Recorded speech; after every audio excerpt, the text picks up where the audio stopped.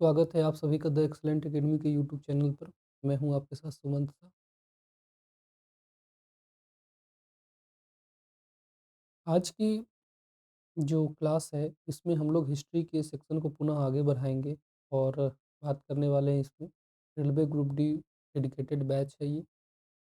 और इस बैच में हम लोग बात करने वाले हैं कि हिस्ट्री की दूसरे क्लास में सिंधु घाटी सभ्यता की। ठीक है।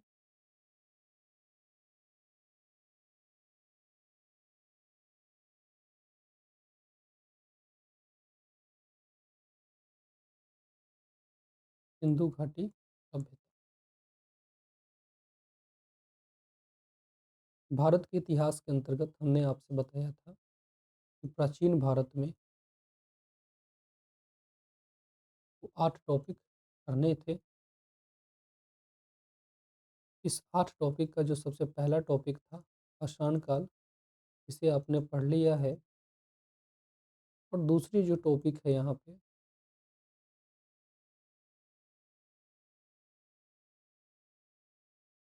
वो है सिंधु घाटी सभ्यता, और इसी को हम लोग आज पढ़ने वाले हैं। ये सिंधु घाटी सभ्यता ही इसके बाद क्यों पढ़ी जाती है? क्योंकि सिंधु घाटी सभ्यता एक पहली ऐसी समय है भारत के इतिहास में जिसमें लोग अस्थायित्व के साथ रहते हैं। अस्थायित्व कहने का अर्थ है कि पाषाण काल में पूर्णतः ये प्राकृतिक जीवन जीते थे। प्राकृतिक रूप से जहाँ भी प्रकृति इन्हें ले जाती थी वहाँ पर इनका आना जाना होता था। लेकिन सिंधु घाटी सभ्यता में ये बिल्कुल अस्थायित्व के रूप में आ गए हैं। ये एक गाँवों के बाद पुनः शहर के रूप में एक बहुत विस्तृत रूप से विकास करते हैं। इसलिए सिंधु घाटी सभ्यता आपके लिए महत्वपूर्ण है। सिंधु घाटी सभ्यता की अगर समय काल की बात किया जाए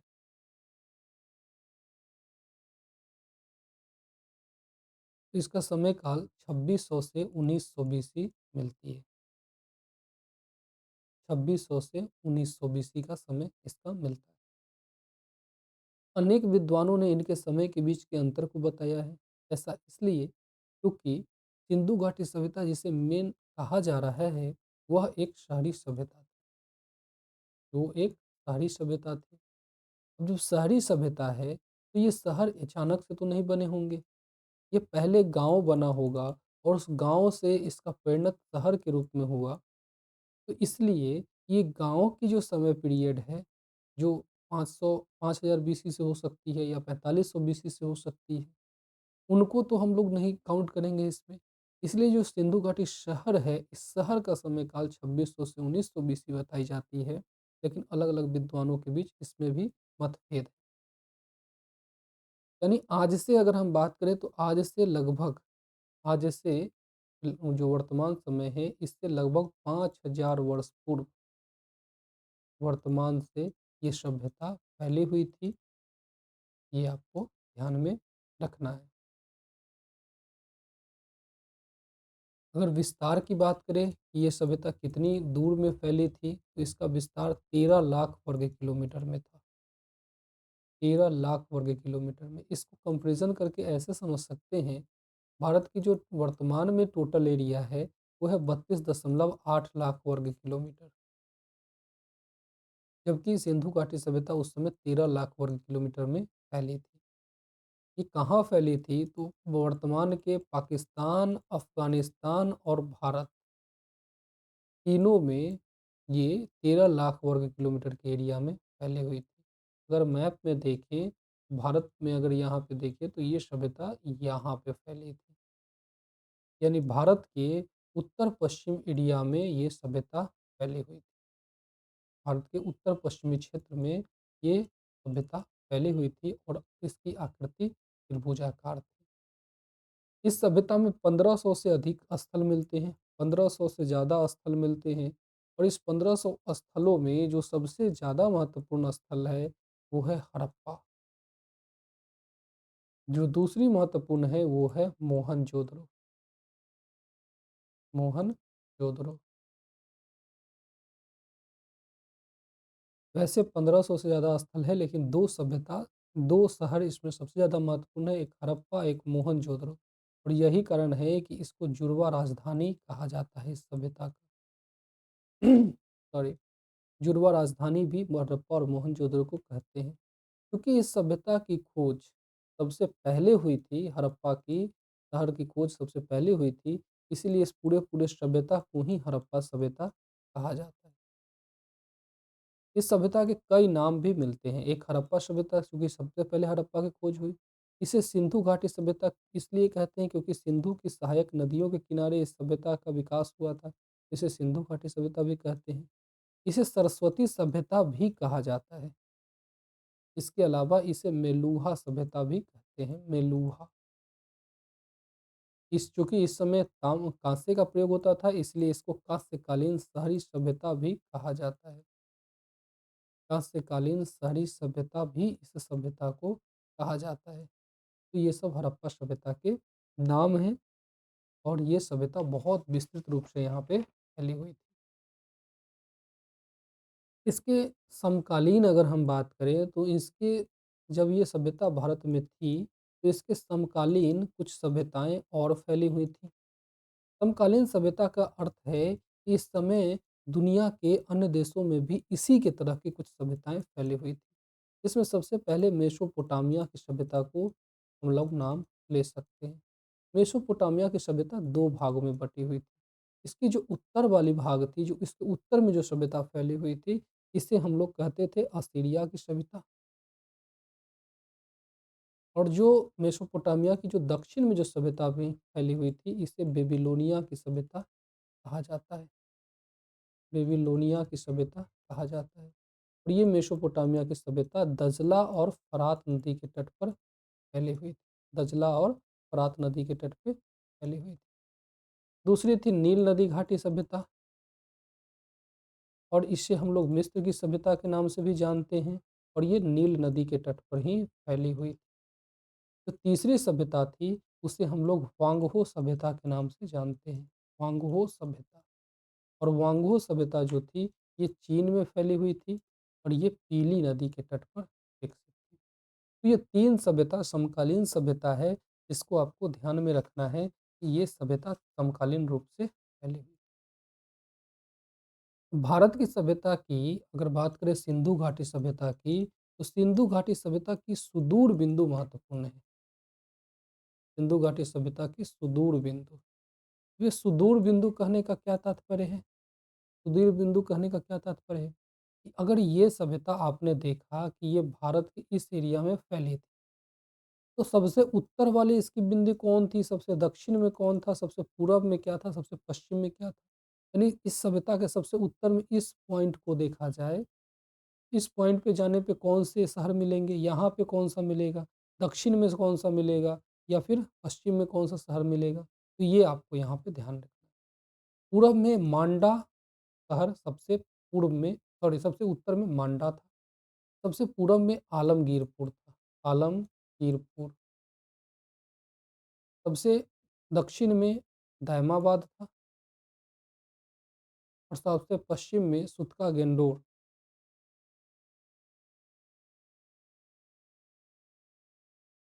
ये आपको ध्यान रखना है कि सबसे उत्तर में मांडा, सबसे पूरब में आलमगीरपुर, सबसे दक्षिण में दैमाबाद और सबसे दक्षिण में सबसे पश्चिम में सुतका गेंडोर शहर फैले हुए थे। ये इसके सुदूर बिंदु थे, इसको आपको ध्यान में रखना है।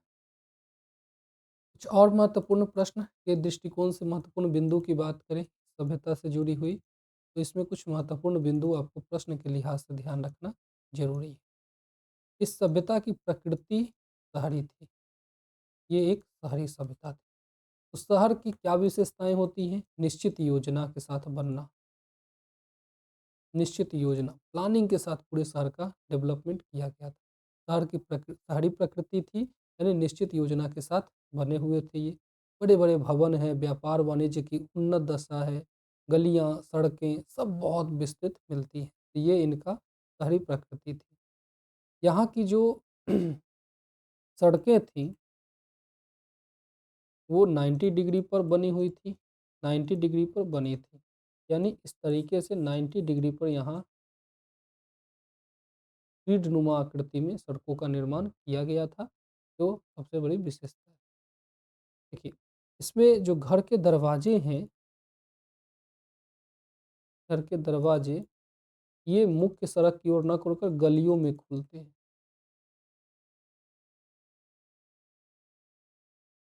कोई भी किसी भी घर के दरवाजे जो हैं ये मुख्य सड़क की ओर न खुल कर के गलियों में खोले गए थे, ये इसकी विशेषता के रूप में आती थी। जो शहर थी वो 2 भागों में बँटा था ज़्यादातर। ज़्यादातर शहर इसके 2 भागों में बँटे हैं। एक है पश्चिमी टीला, थोड़ा छोटा होता था, एक होता था पूर्वी टीला, थोड़ा बड़ा होता था। पश्चिमी टीला में वीआईपी लोग रहते थे, इसमें आम लोग रहते थे।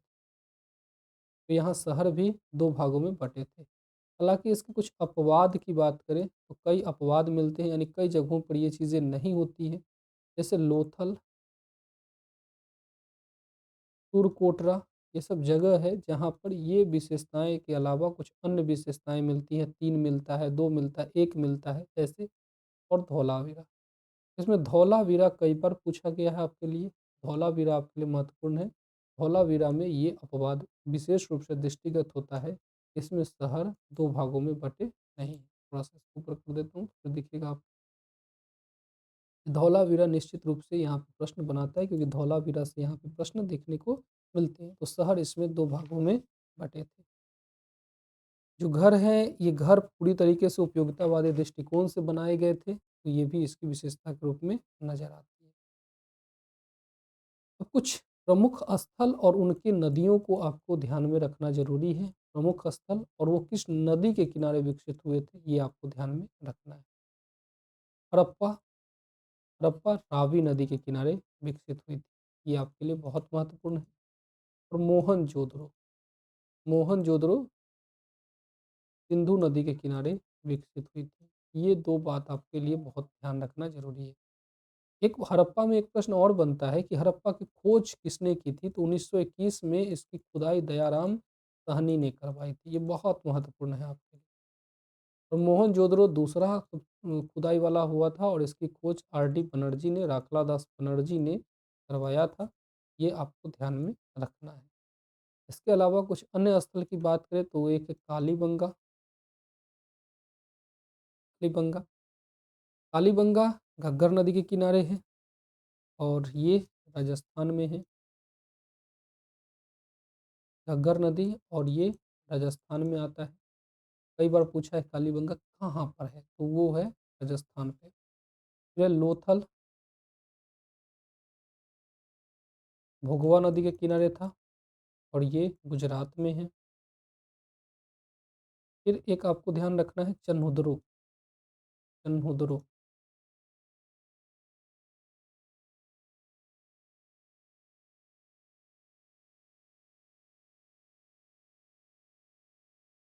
चन्हुदरो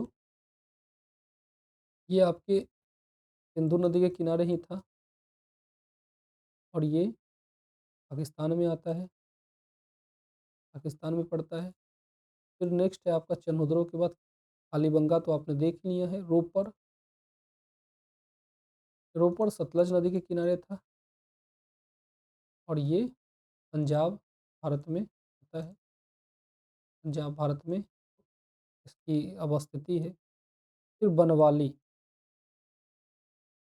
बनावली जो है ये घग्गर नदी के किनारे था, और ये हरियाणा में आता है, भारत में। और नेक्स्ट धौलावीरा। धौलावीरा जो अपने उन्नत जल प्रबंधन के लिए विशेष रूप से जाना जाता है। ये धौलावीरा मनहर मानसर नदी के किनारे थी, बसा हुआ था। मनहर मानसर नदी के किनारे बसा हुआ था, और ये गुजरात में स्थित। ये जो 8 शहर है, इसको आपको ध्यान में रखना है, और उनकी जुड़ी हुई नदियों को विशेष रूप से ध्यान में रखना है कि किस नदी के किनारे कौन-सा सभ्यता फैला हुआ था, ये आपको विशेष रूप से ध्यान में रखना है। अगली महत्वपूर्ण बिंदु में नाली व्यवस्था को आपको ध्यान में रखना है। नाली व्यवस्था, नालियाँ पक्की ईंटों की बनी हैं, पक्की ईंटों की बनी हैं। ये ढकी हुई है नालियाँ, ढकी हुई। इसका अर्थ है कि नलियाँ ढकने का अर्थ है कि ये लोग सफाई को विशेष रूप से महत्व देते थे। जो नलियाँ हैं, छोटी नाली, बड़ी नाली में जुड़ी हुई है, और स्वच्छता का प्रबंध है। जो मेन होल होता है, स्वच्छता का, सीवर लाइन का, सबका प्रबंध किया गया है। ठीक है? आपको अब साक्ष्य के स्तर पर अगर बात करें, साक्ष्य के स्तर की बात करें, तो चावल का साक्ष्य मिला है आपका लोथल से और रंगपुर से। इस सभ्यता में चावल उगाए जाते थे, इसकी साक्ष्य मिली है लोथल और रंगपुर से। इसके अलावा रागी और ज्वार, इसके साक्ष्य मिले हैं रोजदी से। रोजदी से रागी और ज्वार उगाए जाने के साक्ष्य मिले हैं। एक बहुत फेमस है, बहुत महत्वपूर्ण है, जुता हुआ खेत का साक्ष्य। खेत जोते जाने के साक्ष्य कहाँ से मिले हैं? तो वो मिले हैं कालीबंगा से। कालीबंगा से खेत जोते जाने के साक्ष्य मिले हैं। इसी तरीके से मिट्टी के हल का साक्ष्य, मिट्टी का हल, ये मिला है आपके बनावली से। इसी तरीके से कांसे का तराजू मिला है, कांसे का तराजू, ये मिला है मोहनजोदड़ो से।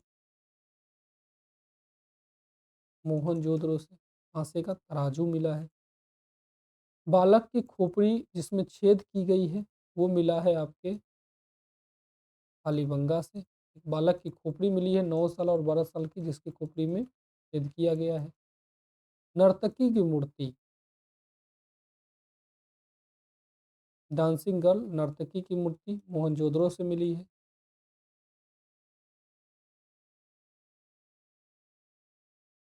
इसी तरीके से घोड़े का प्रमाण मिला है, घोड़े की हड्डी मिली है तुरकोटरा से। तुरकोटरा नामक जगह से घोड़े की हड्डी मिली है। एक महान स्नानागार, बृहद स्नानागार मिला है, महान स्नानागार, ये मोहनजोदड़ो से मिला है। शायद धार्मिक स्थल पर इसका इस्तेमाल किया जाता था। बृहद स्नानागार है, पूरा बेसिन टाइप का। महान स्नानागार स्विमिंग पूल की तरह है। इसके अलावा को ध्यान रखना है R37, जो एक तरीके का कब्रगाह है, ये मिला है आपका हड़प्पा से। R37 ये आपके मिला है कहाँ से? हड़प्पा से मिला है। एक श्रृंगी बैल, एक श्रृंगी बैल, एक श्रृंगी बैल की या वृषभ की पूजा के साक्ष्य मोहनजोदड़ो से प्राप्त हुए हैं।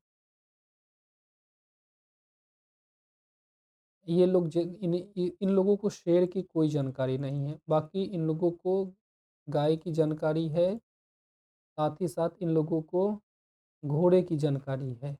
ये दोनों ध्यान रखेंगे, लेकिन इन्हें शेर की जानकारी नहीं है, ये बात ध्यान रखेंगे आप लोग।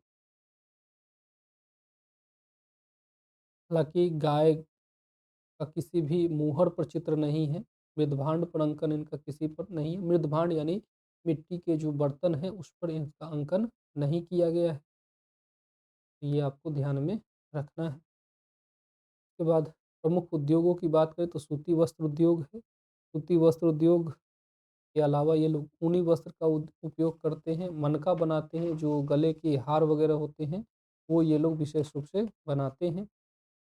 जो गोदीबारा का साक्ष्य है, ये आपको याद रखना है। गोदीबारा जहाँ से माल ढुलाई की जाती है वो लोथल से मिला है, बंदरगाह के रूप में सामान को चढ़ाने के, उतारने के लिए गोदीबारा का साक्ष्य लोथल से मिला है, तो ये भी आपको ध्यान में रखना है।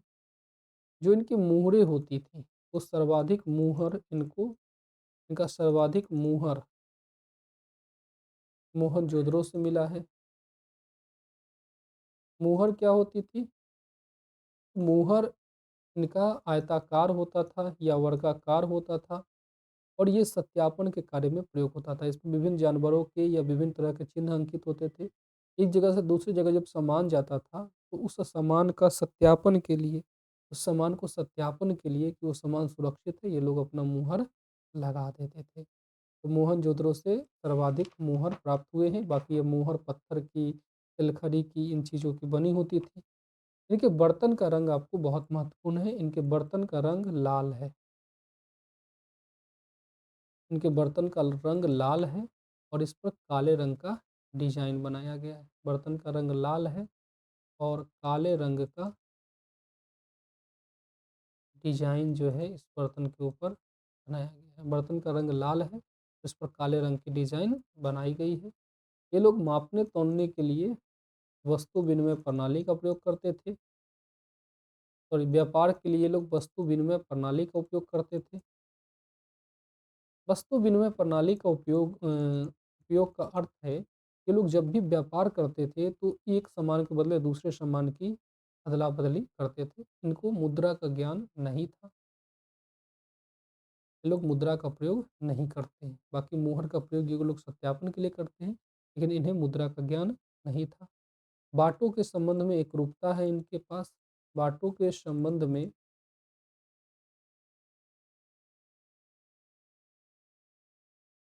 एकरूपता मिलती है। इसका अर्थ है कि सभी बाट एक तरीके की होती थी।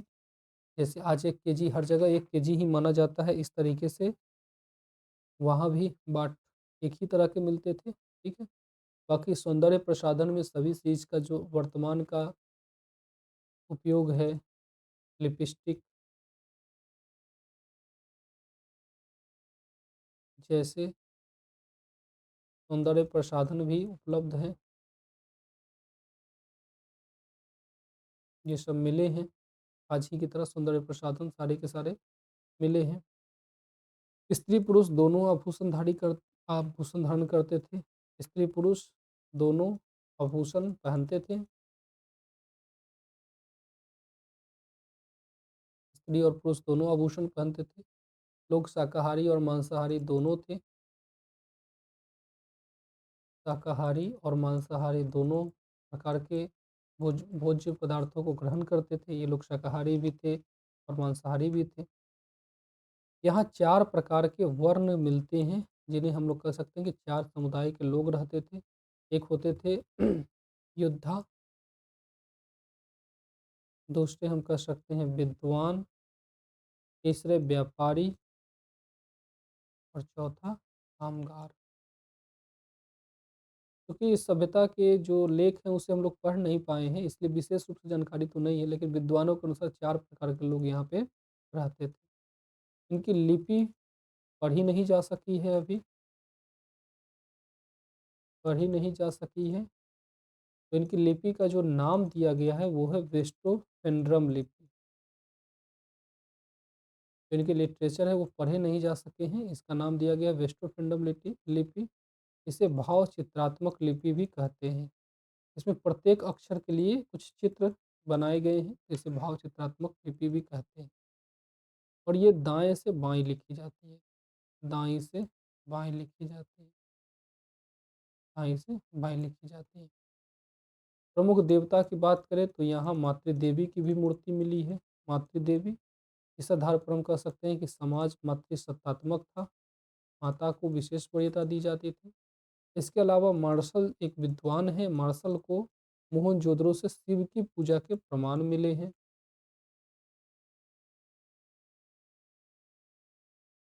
शिव की पूजा के प्रमाण मिले हैं और ये शिव की पूजा में कहाँ मिले हैं तो मोहनजोदड़ो से एक मुहर मिला है।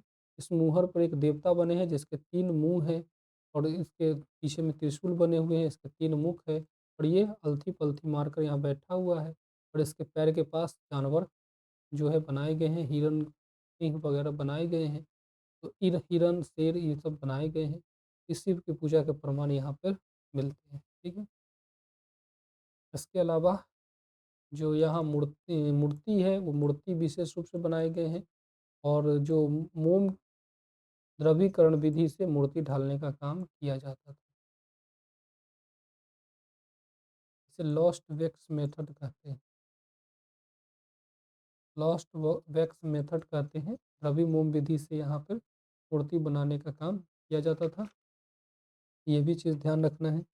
इसके अलावा इसमें लिंग एवं योनि की पूजा के भी साक्ष्य मिलते हैं। शिवलिंग के भी साक्ष्य मिलते हैं।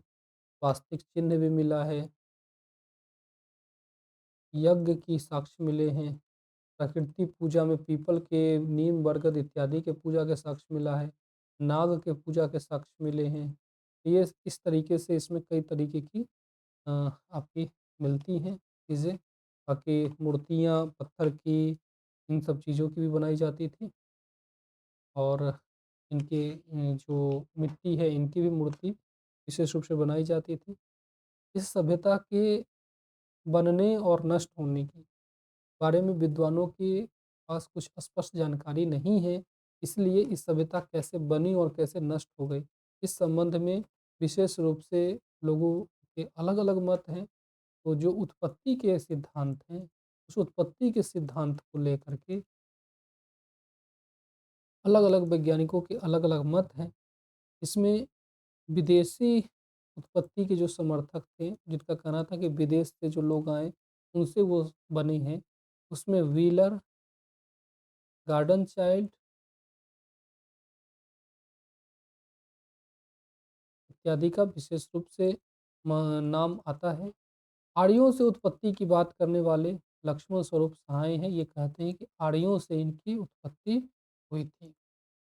बाकी द्रविड़ों से भी उत्पत्ति की बात करते हैं, जो दक्षिण भारतीय लोग हैं, इनसे उत्पत्ति की बात करते हैं और आर.डी. बनर्जी इसके समर्थन में आते हैं कि द्रविड़ों से इनकी उत्पत्ति हुई है। बाकी स्वदेशी उत्पत्ति के भी सिद्धांत आते हैं। स्वदेशी का अर्थ है कि ये लोग पहले गाँव में रहते थे, वापस से शहर में आ गए। रोमिला थापर, अल्चिन दंपत्ति, इन लोगों का कहना है कि ये लोग पहले गाँव में रहते थे, वापस से शहर में आ गए। तो इसकी उत्पत्ति के कई सिद्धांत दिए गए हैं। तो इसमें आपको इन उत्पत्ति के सिद्धांत को ध्यान में रखना है।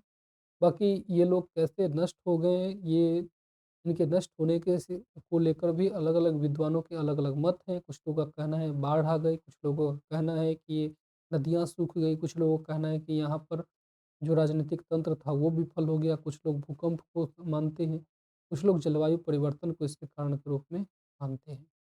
तो जो भी है ये सभ्यता नष्ट हो गई और वापस से इसमें कई गाँव देखने को मिलते हैं इसके आगे और वो कई गाँव जो है वो यहाँ पर देखने को हड़प्पा सभ्यता के जस्ट बाद मिलते हैं।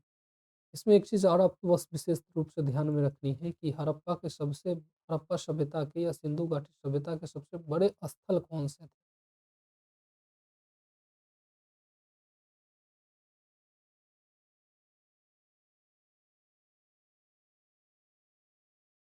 सिंधु घाटी सभ्यता के बड़े स्थल, कौन से स्थल सबसे बड़े थे? इसमें सबसे पहले है आपका राखी गढ़ी। राखी गढ़ी के जस्ट बाद मोहनजोदड़ो। मोहनजोदड़ो के बाद हड़प्पा। हड़प्पा के बाद आपका गनेरीवाला। गनेरीवाला। गनेरीवाला के बाद आपका धौलावीरा। ये हड़प्पा के कुछ महत्वपूर्ण स्थल है, इनको आपको ध्यान में रखना है। ये सबसे बड़े स्थल के रूप में जाने जाते हैं।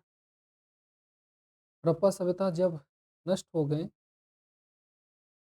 हड़प्पा सभ्यता नष्ट हो गया, तो इसकी जगह पर अब कई छोटे-छोटे गाँव मिलते हैं। उस गाँव में 2-3 नाम आपको ध्यान रखना है, जो कौन-सी संस्कृति कहाँ पे डेवलप हुई थी। एक इसके बाद आहड़ संस्कृति मिलता है। आहड़ संस्कृति, हड़प्पा सभ्यता के बाद आहड़ संस्कृति मिलती है और ये मिलती है आपकी दक्षिण-पूर्वी राजस्थान में। उसके बाद एक मालवा संस्कृति मिलती है, हड़प्पा सभ्यता के नष्ट होने के बाद। ये मालवा संस्कृति पश्चिमी मध्य प्रदेश में मिलती है, पश्चिमी एमपी में मिलती है। एक है कायथा संस्कृति, कायथा संस्कृति और ये कायथा संस्कृति आपके पश्चिमी एमपी में ये भी मिलती है। एक है आपका जोड़वे संस्कृति, जोड़वे संस्कृति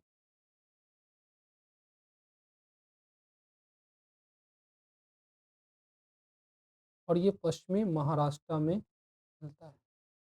ये 4 संस्कृतियाँ हड़प्पा सभ्यता के नष्ट होने के बाद मिलती है। आहड़ संस्कृति, मालवा संस्कृति, कायथा संस्कृति, कायस्था नहीं कायथा, कायथा संस्कृति, कायथा संस्कृति जो पश्चिमी एमपी में है और जोड़वे संस्कृति जो पश्चिमी महाराष्ट्र में है। तो ये 4 संस्कृतियाँ मिलती है, इसको आपको ध्यान में रखना है। चलिए इसका नोट्स बनाइए, अच्छे तरीके से रिवीजन कीजिए। मिलते हैं अगली क्लास में, तब तक के लिए बहुत-बहुत धन्यवाद।